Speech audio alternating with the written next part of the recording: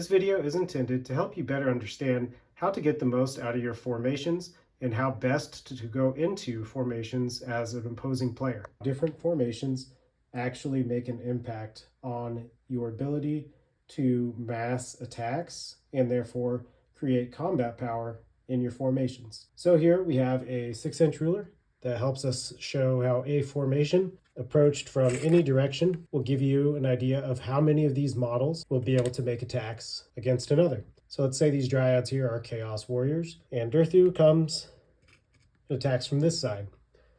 Because Durthu is within a 3-inch pile range and a 3-inch weapon range, for all of these models, the entire unit is going to be able to attack Durthu. In this scenario, if we attack from 2 different axes, we can see that most of the unit will still be able to get into one or the other target. The takeaway from this is if you are a player that is using a mass of, for instance, 32 millimeter bases, having a tighter formation like this prevents you from getting pulled apart, which is our next example. This is an example of what we might see somebody tempted to do with a large unit. They would spread out their combat power to use as a screen and block avenues of approach. One concern you might have with this is getting split and reducing the efficacy of your attacks. If, as in the example we had earlier, you had had an attack from 2 sides, now this unit cannot pile in any particular direction and get further away from a unit that it is already in combat with. So, as opposed to 6 inches of attacks going into Durthu or into Belthanos, we're essentially reducing it to 3 inches.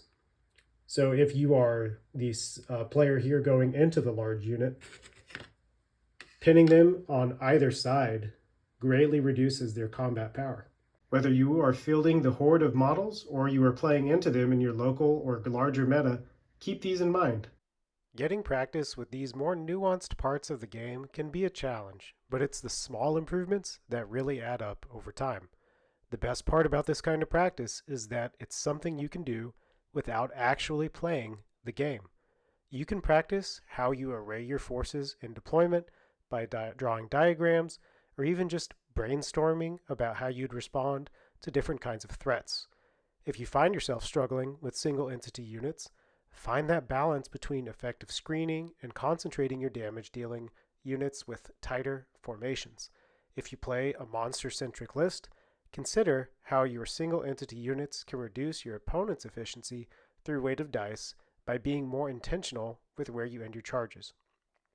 Remember, you get a very limited number of combat activations each game. Squeezing out every bit of juice you can will add up over time and go a long way. That will be it for today.